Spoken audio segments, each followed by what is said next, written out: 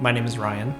And I'm Erin, and we have 3 daughters. Bailey, Maddie, Lily, and we're the Dove Sisters.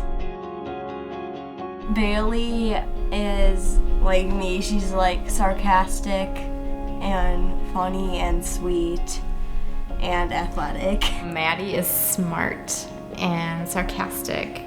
She's carefree, social, outgoing.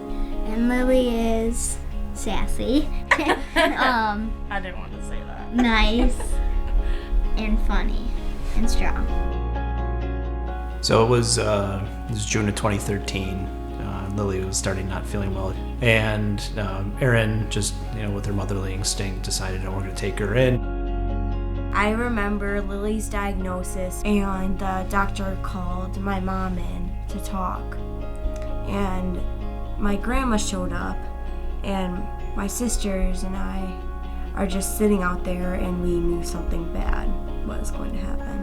As with all first encounters with an oncologist, it was very traumatic and really heart-wrenching for the family to realize that their daughter was diagnosed with cancer. It's never something you think about, as a parent. You're like, my kids are going to get cancer, so I have to be prepared for that, So I don't know that either one of us was prepared. It's like one of those days that'll live with us, like September 11th lives with people.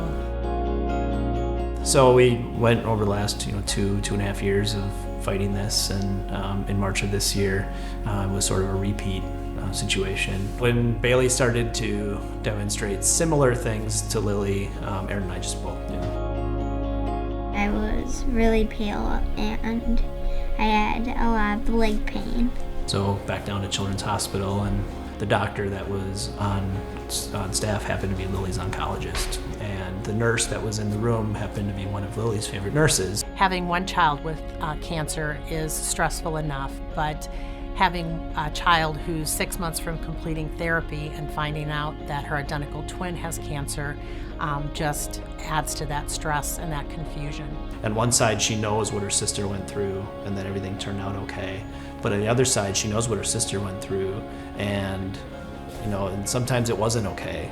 It's one thing to say I have a sister to help me get through this, but to have a sister that's also been through this to help me get through this, I think is a very unique situation that these girls have for each other. My girls are strong and brave and courageous, and not because they necessarily chose to be. They got pushed to do that. They had to do it. There's probably no greater compliment to me to say that I fought like a girl, especially if it's fighting like my girls. Leukemia is actually a cancer of blood cells, and the type of leukemia that Bailey and Lily have is called acute lymphoblastic leukemia. The cure rates when I first started in the early 80s were probably around 50% for children with acute lymphoblastic leukemia. Those cure rates are, for all comers, regardless of risk, are now approaching, on a whole, about 90%. However, those cures come with a price.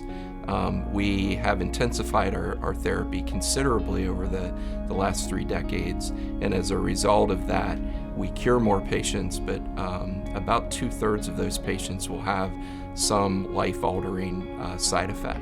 A majority of children with cancer actually are enrolled in clinical trials. So as a consequence of enrollment on clinical trials, we've been able to advance our understanding of treatments and also of the biology of the disease. The therapies that we offered Lily and Bailey for their leukemia were really built upon research that's occurred over the last 30 years. Moving forward, we will use samples from Bailey and from Lily to really help us identify the next generation of therapies. We both just really knew that it was something we were going to do, because kids and families past got us to the point where we are now. We don't want to be those parents that say no because some other kids' parents said yes. Clinical trials cost money, and about 80 to 90% of kids with cancer are enrolled on clinical trials.